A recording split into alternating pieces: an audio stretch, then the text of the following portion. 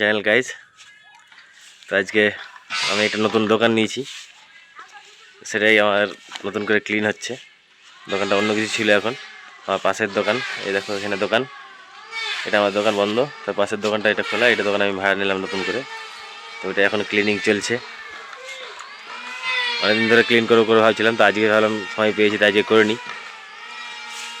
রুমটা অনেক কিছু ছিল, এটা এখানে ডাক্তারের দোকান ছিল, সেটা ডাক্তার বলতে চিকিৎসালয় ছিল দাঁতের।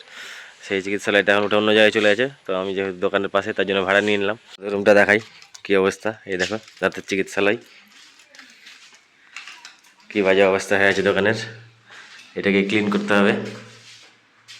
এই দেখো পুরো ক্লিন করতে হবে দোকানটাকে, এবং সব রং টং করতে হবে, ফেটে গেছে দেওয়াল টেওয়াল সব কিছু কালারিং করে ঢুকতে হবে দোকানে। কী বাজে অবস্থা হয়েছে দেখো। নিয়ে নিয়েছি, এই দেখো ঝাঁটা, এই দেওয়াল হালকা যেগুলো ঝুল লেগে আছে এই ঝুলগুলো পরিষ্কার করবো। লোক আসছিল এখানে, এই দেওয়ালটাকে একটা গ্যালারি ছিল, গ্যালারির জন্য এখানে সব ঝুল লেগে আছে। এই দেখো ঝুল ঝাড়লেই পরিষ্কার, প্রচুর ঝুল চার সাইডে। আর বুঝতেই পারছো আমাদের মাকড়সার জ্বালা, মাকড়সা সবসময় থাকবেই। প্রচুর ঝুল লেগে আছে সাইডগুলোতে, দেওয়ালগুলোতে সরিয়ে নিচ্ছি। এখানে গ্যালারিটা ছিল যেহেতু,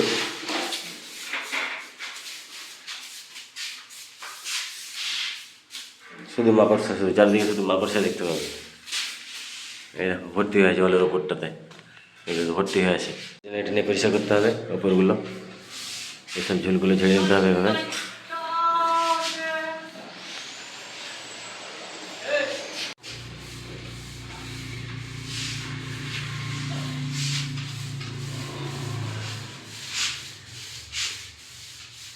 ওপরগুলো পরিষ্কার করে নিচ্ছি এখন। ঝুল মাকড়সার জন্য এইসব যত ঝুল,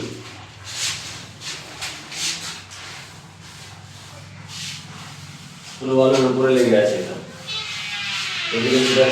আবার ঝাড়া দিয়ে পরিষ্কার করতে হবে ভিজা কাপড় দিয়ে, তারপরে কালারিং ভাবে যা হয়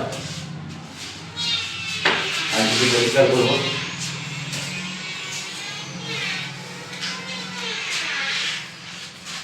এই দেখো একটু দিয়ে কত পরিষ্কার হয়ে গেল বিছানাটাই। ভিতরটা তো হালকা হালকা পরিষ্কার হয়ে গেছে যথেষ্ট,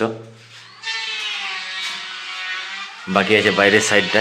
এইসব দেখো কী অবস্থা হয়ে আছে বাইরের অবস্থা, এগুলো ক্লিন করাতে হবে। এই দেখো এটা আমার পাশের দোকান, এটা ভাড়া নিলাম। কাজ এখান পর্যন্তই, এরপর আর করবো না, এখন শাটার নামিয়ে দেবো।